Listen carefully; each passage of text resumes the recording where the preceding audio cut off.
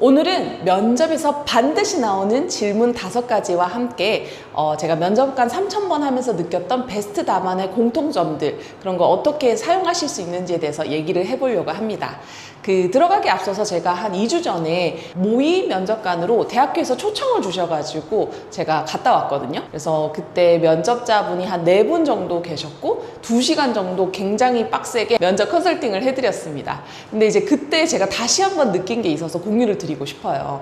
제가 이제 그때 모의 면접관으로 참석하기 전에 학교 측에서 모든 이력서, 그 다음에 자소서 이런 걸 먼저 주셨어요. 열심히 읽어갔는데 이제 그걸 읽다 보니까 제 마음속에 순위가 사실 생겼었어요. 내가 만약에 면접관으로 이분들을 뽑는다면 나는 1위로는 이분을 뽑을 거야 라는 것을 정하고 갔었거든요. 근데 결과가 놀라웠어요. 사실은 제 마음속 1위로 생각한 분은 결론적으로는 3위로 내려갔고, 사실 처음에 서류를 봤을 때는 3위라고 생각했던 분이 오히려 1위로 올라오더라고요.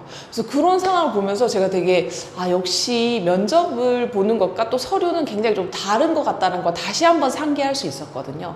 그래서 이게 좋은 점은 일단은 면접에 가게 됐다 그러면은 사실은 확률은 굉장히 높다는 거예요. 왜냐면 면접에서 1위라고 강력하게 생각하고 들어갔는데도 면접관도 마음이 이렇게 바뀌니까. 그래서 여러분이 어떻게 하느냐 따라서 면접 결과가 정말로 달라질 수 있다, 이런 생각이 들고요. 그리고 이제 그때 같은 경우에는 뭐가 그러면 달라서 제가 그분을 1위라고 생각을 했을까? 차이는 사실 깊이였던 것 같아요. 깊이, 답변의 깊이, 그리고 답변을 어떻게 답하는 방식 있죠. 거기에서 제가 많이 판가름이 난다는 것을 다시 한번 깨달았거든요. 원래 마음속에 1위였던 분 같은 경우에는 이분은 굉장히 이 직무에 맞는 거를 잘 쌓아오셨고, 그리고 열의도 굉장히 보이고 이력서에 이미 열의, 의지, 그 다음에 경험 다 있었어요. 근데 이분은 실제로 대화를 해봤을 때는 그런 것들이 좀 잘 전달이 안 되는 부분들이 있었습니다. 열의는 너무 많은데 깊이가 없다. 한 단계, 2단계만 좀 들어가는 질문을 하면은 답변을 잘 하지 못해요. 왜냐면 거기까지 생각 안 해보신 거죠. 근데 이제 3위였던 친구는 오히려 되게 답변을 차분하게 하셨거든요. 제가 무조건 차분한 사람을 좋아하는 건 아닙니다. 왜냐면 또 그 직무의 특성상 굉장히 활발해야 되는 직무도 있고 또 차분해야 되는 직무도 있고, 어쨌든 근데 그분이 되게 차분하게 답은 하지만 내용이 굉장히 깊이가 있고 이 사람은 생각을 많이 해봤다. 그래서 이 생각을 해보지 않고서는 나올 수 없는 답변이다, 이런 느낌이 딱 들더라고요. 그러니까 결론적으로 이게 쭉 이어지면서 제가 면접관이라면 그 사람 뽑겠다, 이렇게 생각이 들었습니다. 그래서 피드백을 좀 잘 드렸는데 그분들도 좋은 결과가 있기를 바라고 있습니다.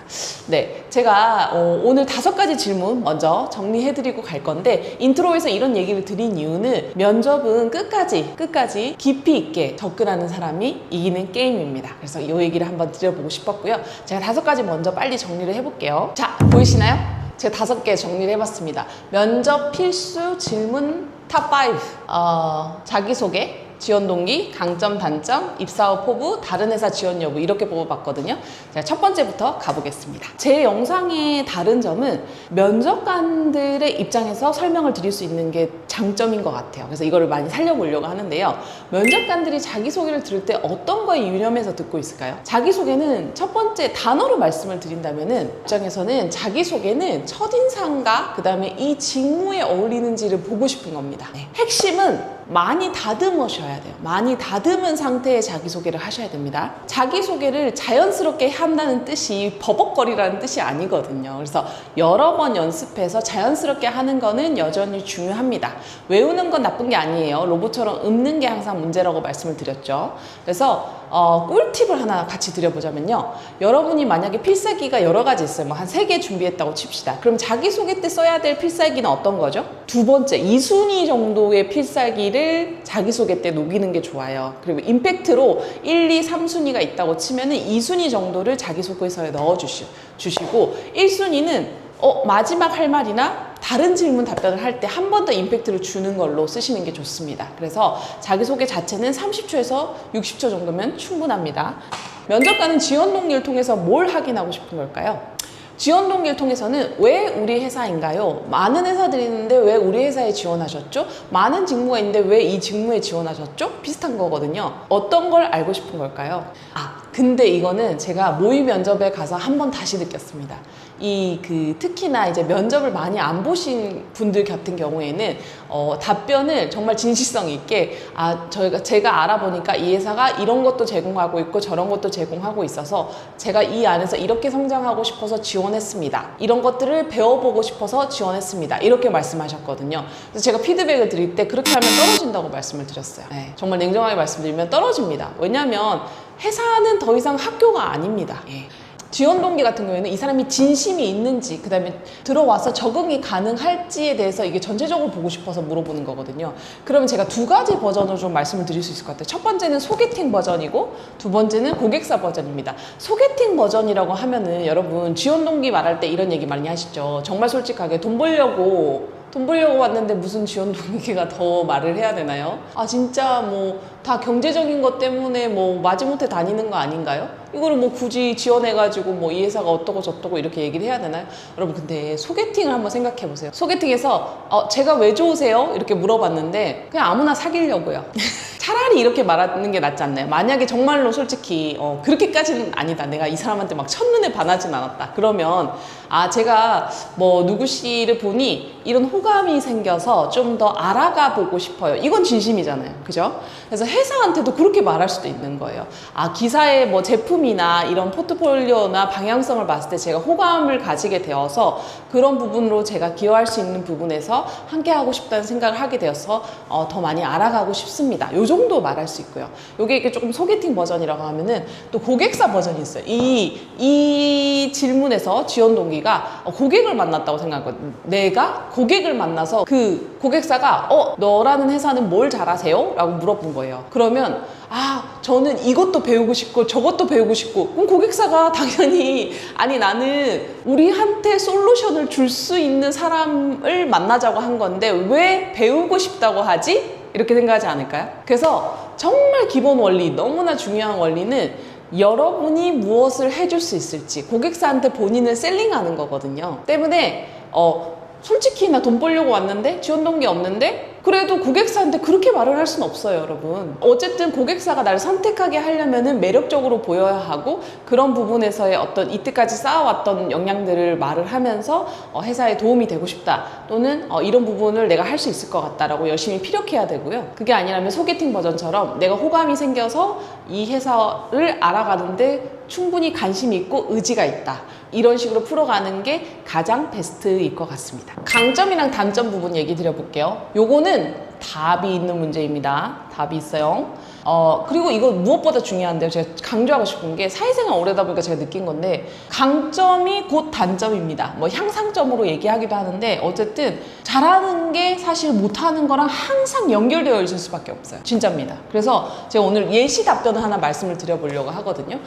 제가 좀 인상 깊었던 답변 중에 이렇게 말하는 경우들이 있습니다. 여러분, 세련된 답변들은요, 제가 이걸 잘합니다 라는 단어를 쓰지 않아요. 세련된 답변들은 듣는 사람이 이 사람은 이걸 잘하는구나를 입력시켜주는 생생함을 그려줍니다. 제가 예를 들어볼게요. 저는 여행을 갈 때도 A, B, C 계획을 세우는 사람입니다. 비가 올 때 비행기가 안 뜰 경우, 숙소가 갑자기 변경해야 될 경우들을 철저하게 좀 대비하는 편입니다. 그래서 사람들이 가끔은 너는 왜 이렇게 피곤하게 살아? 라고 친구들도 얘기하곤 합니다. 지난 봄에 계획을 철저하게 세워서 감 여행 갔을 때 저의 계획 속에 있었던 비상약품 때문에 사실 저희 가족 여행이 굉장히 순탄하게 굴러간 적이 있었습니다. 저는 조금 철저한 준비로 스스로를 괴롭히는 피곤한 스타일인 건 맞지만, 그 덕분에 더 풍부한 여행 경험을 항상 가지고 올 수 있었습니다. 철저한 준비라는 것이 또한 물품만 준비하는 것이 아니라 그 나라의 어떤 역사, 또는 꼭 가봐야 할 곳들의 의미, 이런 것들을 조사하는 것까지 포함이기 때문에, 저는 어떤 한 여행을 갔다 오면 많은 친구들이 저에게 그 여행지에 대해서 많이 물어보곤 합니다. 들리시나요? 이 친구는 기획도 잘할 것 같고 리서치도 잘할 것 같고 준비성이 되게 좋을 것 같고 완결성도 있을 것 같다, 느껴지지 않으시나요? 근데 이 지금 말한 뭐 기획, 준비, 완결성 이런 단어를 이 친구가 사용했나요? 전혀 사용 안 했습니다. 하지만 듣는 사람 입장에서는 그 단어가 들려요. 그리고 무엇보다 면접관도 자기 역할이 있는 거를 좋아합니다. 면접관이 내가 캐치해냈어 라는 느낌을 주는 것도 고급 스킬 중에 하나입니다. 입사 후 포부는 그럼 왜 물어보는 걸까요? 입사하고 나서 뭐 하고 싶으세요? 뭐 이렇게 물어보잖아요. 이유가 뭐죠? 이거는 기대치가 맞는지를 확인하고 싶은 거예요. 이 사람이 원하는 것과 우리 회사가 진짜 줄 수 있는 기대치가 맞는가? 근데 보통 어떻게 하시죠? 저는 뭐 입사 후에 뭐뭐를 해보고 싶습니다. 아까 그 지원 동기랑 비슷한 얘기를 하세요, 사실. 돈 벌려고 왔는데요, 내지는 약간 배우려고 왔는데요. 이런 얘기 안 하실 것 같죠? 진짜 하더라고요. 예, 모의 면접 갔는데도 하셨어요. 그래서 제가 고쳐드렸습니다. 근데 서로 기대치를 확인하는 겁니다. 그러려면 여러분 생각을 해보세요. 회사는 아무리 자율적이어도 비전이 있고 가야 되는 방향이 있어요. 그리고 비즈니스 상황이 너무나 급변하기 때문에 거기에 맞춰서 계속 전략을 바꿔 나가야 되거든요.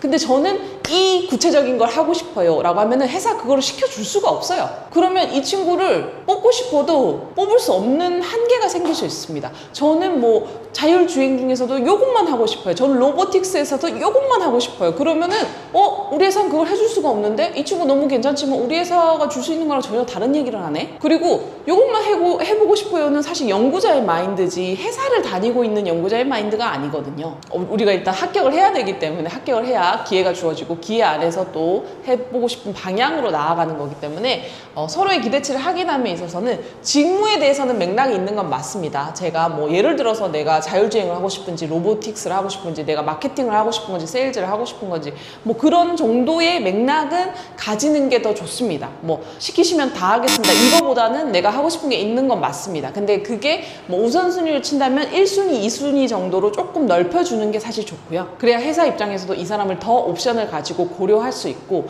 마찬가지로 쿠셔너를 써주는 게 좋습니다. 이거 아니면 절대 안 됩니다. 이런 거보다는 그죠? 직장인의 문법이거든요. 약간 부드럽게 얘기할 줄 알아야 돼요. 네, 똑같은 얘기도 아까 돈 벌려고 왔는데요 보다는 호감이 있어서 알아보고 싶습니다는 쿠셔너잖아요. 그러니까 쿠셔너라는 거는 해보고 싶다. 내가 이 일을 해보고 싶어요가 아니고 기여하고 싶다 자체가 쿠셔너예요. 그래서 기여라는 단어를 쓰시면 좋겠습니다. 기여라는 단어 자체가 사실은 쿠셔너에 해당합니다. 다른 회사 지원 여부, 혹시 다른 회사 지원하셨나요? 지금 진행상 어떻게 되시나 이런 거 많이 물어보잖아요. 이거는 왜 물어볼까요? 직무의 일관성을 좀 물어보고 싶기도 하고, 그러니까 어떤 걸 진짜로 원하고 있는지, 그 다음에 이제 시급도 이거 빨리 알려줘야 되는지, 뭐 지금 다른 경쟁사에도 넣어서 너무 괜찮은 인재인데 우리가 빨리 잡아야 되는지 이런 거를 살짝 알아보려는 용도입니다. 그러면 어떻게 해야 되죠? 요거는 약간 답이 있어요. 아까 전에 4번에서도 잠깐 말씀드렸지만 약간의 자기의 기준이 있다는 거는 얘기를 해줄 필요가 있어요. 근데 너무 옵션을 확 줄여버릴 필요가 없다고 했죠. 그래서 저희가 추천드린 거는 2개까지는 오케이다. 저는 이거랑 이 직무까지는 오케이입니다. 지방에서 근무 가능한가요? 여러분 마음을 열고 나중에 합격하고 지방으로 가라고 했을 때 선택해도 늦지 않습니다. 요거는 사실 뭐 전적으로 면접자 입장에서 면접관 입장에서 분명히 그땐 지방 근무 가능하다고 했는데 왜 지금 또 안 된다는 거지 이렇게 할 수 있지만 저는 여러분 편에 서서 말씀을 드려보자면 기회를 너무 좁히실 필요는 없어요. 하지만 진지하게 생각합니다. 죽어도 안 될 것 같아. 내가 아무리 붙어도 이건 안 될 것 같아. 내가 거기 가서는 일을 못 할 것 같아. 그러면 말씀하셔야죠. 저는 그것도 쿠셔너를 써서 그거보다는 이것을 더 선호하는 것 같습니다. 이 정도만 말해도 면접관도 눈치를 챕니다. 자, 그럼 정리해 볼게요. 자기소개 어떻게 하라고 말씀드렸죠? 네, 많이 다듬고 2순위 필살기를 해보시고요. 지원 동기 같은 경우에는 소개팅 버전, 고객사 버전으로 해가지고 어떻게 말해야 되는지 말씀드렸죠. 강점은 곧 단점이기 때문에 이거에 대한 예시 답변 드렸습니다. 그 단어를 사용하지 않고도 그 단어의 사람인 것으로 판단되게 하는 거 말씀을 드렸죠. 그리고 입사 후 포부에 대해서는 직무 맥락을 좀 가지시고 쿠셔너를 써서 다른 회사 지원 여부를 얘기할 때도 마찬가지로 약간의 기준은 필요하다라고 얘기를 드렸습니다. 제가 강조하고 싶은 게 하나 더 있는데요. 면접에서 가장 꿀팁 하나 드리자면 면접관의 걱정을 없애주세요. 면접관이 나를 뽑고 싶은데 이 사람 뽑으면 이런 일이 생기지 않을까? 이렇지 않을까? 이거 못 해줄 것 같은데? 그게 아니라는 거를 얘기를 해주세요. 요거 약간 센스가 있어야 되겠죠. 면접관이 지금 나에 대해서 어떻게 판단하고 있을까를 실시간으로 좀 센싱하는 능력이 필요합니다. 어려운 건 아닙니다. 이게 대화라고 생각해 보시면은 이 사람이 나의 이력서를 보고 이런 질문을 할 것 같은데 이 질문이 나온 거 보니까 이런 것들이 궁금하거나 해석을 할 수 있어야 되고 그거에 대해서 쿠션을 써서 표현할 수 있어야 되고 조금 고객사처럼 대해서 나를 선택하도록 하는 얘기들을 해 나가야 되는 겁니다. 여러분, 면접은 늘 어렵습니다. 하지만 열심히 한 건 여러분 안에 쌓일 겁니다. 다음 면접 영상에서 또 유익한 내용으로 찾아뵙겠습니다. 또 만나요.